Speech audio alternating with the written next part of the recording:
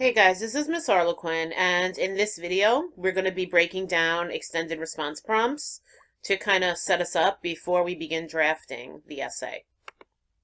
All right, so which of the following is the most important when you're writing an excellent short response paragraph or even an extended response? Is it A, understanding the prompt, B, writing a perfect assertion or claim, C, choosing the best evidence, or D, having strong explanation and analysis of evidence?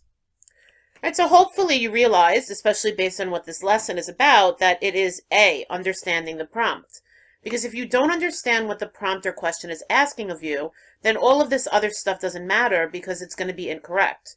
If you don't understand the question, then the claim that you write is going to probably end up being wrong, which means the evidence will end up being wrong, which means that your explanation won't be relevant to the actual question. So really, answer choice A has to come first before any of the other things can even be a factor. So again, the first thing you have to do to be successful on both short and extended response sections is to read and break down the question or the prompt. You have to understand what you're being asked to do. You're not going to receive a good grade or score if you don't first understand what you're going to be writing about. So now, the first thing you want to do when you're breaking down that prompt is you want to basically kind of question the prompt, pick it apart and annotate it. So you want to try to figure out what the question's asking you to do. And part of the way you're going to do that is you're going to look for keywords. So what are the keywords within the question and what do they mean? You also want to figure out how many steps there are in the question and do you need to include evidence in my response, which the answer to this is always going to be yes. Whether it's a short or extended response, text evidence is a must. All right, so let's first start with an extended response for paired passages. The authors of A Mountain Calling and The Mountain Trail and Its Message both present John Muir's thoughts on the concept of sauntering. From information in both passages, what did sauntering mean to Muir and how he lived his life? In your response, be sure to do the following. Describe how sauntering is presented in A Mountain Calling.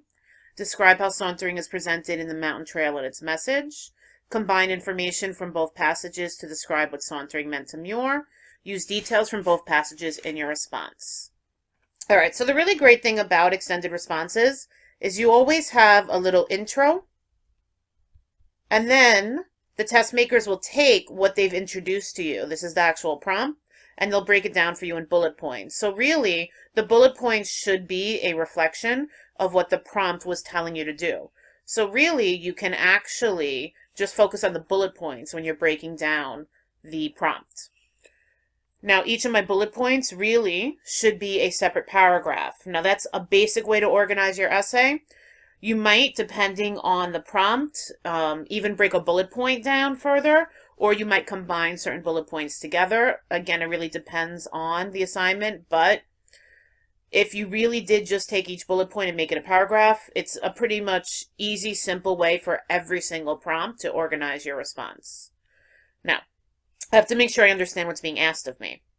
The first bullet point says, describe how sauntering is presented in A Mountain Calling. So I have to know what sauntering is.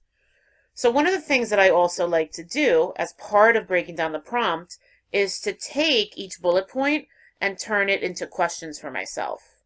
All right, now paragraph 1 I know is going to be my intro. So really, I shouldn't label this as paragraph 1. This is really paragraph 2. This is going to be paragraph 3. Combine information from both paragraphs to describe what sauntering meant to Muir. That's going to be paragraph 4. And then paragraph 5 is going to be my conclusion. All right, paragraph 1, intro. Okay, number 2. What is sauntering?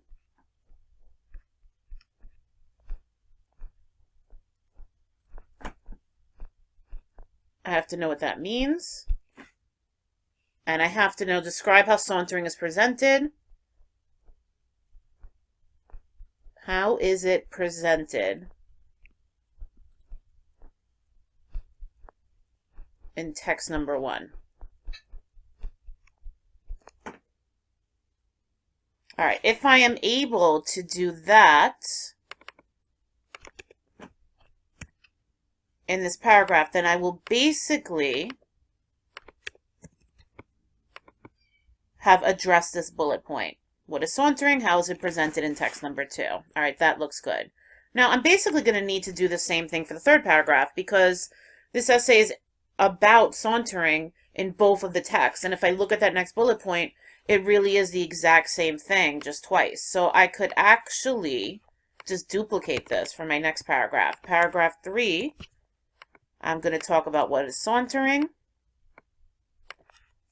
and how it's presented in text number 2. All right, now, my last bullet point. Combine information from both passages to describe what sauntering meant to Muir. All right, that seems pretty easy. So what I'm going to do is say, what does sauntering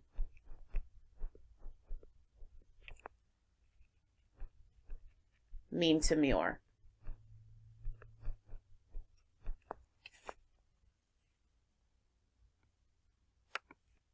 All right, and it looks like I've broken down the prompt. As of right now, I'm not 100% sure what sauntering is, but if I go back into the text, since I have a focus question, I'll be able to tackle this. Okay, let's look at one more prompt and see if we can break it down. So this is another extended response for paired passages. John White and Roanoke, and John White's narrative of the 1590 voyage to Virginia, both tell the same story, but in different ways. Same story, different ways. How are the two passages similar and different in terms of how the authors present their interpretations of events? In your response, be sure to first describe how the author presents the events, describe how the second author presents the events, explain the similarities and differences between the way the authors present the events. Okay, so let's start with bullet point number 1. Right? I know paragraph 1 is going to be my intro. Paragraph 2, describe how the first author presents the events. If I turn that into a question, it's going to be a how question. How does the author present the events? First, I should also do what are the events? And when I write about how the author presents it, I'm really talking about, are there descriptions? What kind of details?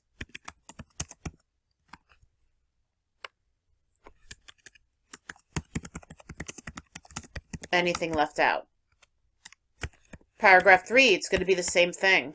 It's going to be, how does the second author present the events? And it's going to be the same question, so I'm not even going to rewrite them. And then finally, in paragraph 4, explain the similarities and difference. What is similar? What is different? Now that I think about it, I could just stick with this being separate paragraphs for separate bullet points, but what is similar, I probably could include that within the previous paragraphs. But you know what? I'm going to see when I start drafting if that actually makes sense. I have to go back into the story. I have to see exactly what I'm going to be writing about before I can determine if I'm going to combine any of these paragraphs together. But by breaking it down, I do know what I have to write about, and I even thought a little bit about what it means. What does it mean when they say how authors present their story? If you don't understand what that means, you're not going to be including the right details or text evidence in the answer. All right, so how about try for yourself? On the screen, there is an extended response prompt from day 2 of the 2015 6th grade New York State ELA exam. You can also practice with any other prompt. If you go into the Google Drive Student Resource folder, there are practice tests for all 3 middle school grades, both from the day 2 and the paired passages on day 3. There's also lots of practice extended responses from different workbooks. You can really practice on anything. The more you practice, the more comfortable you are going to be the day of the test.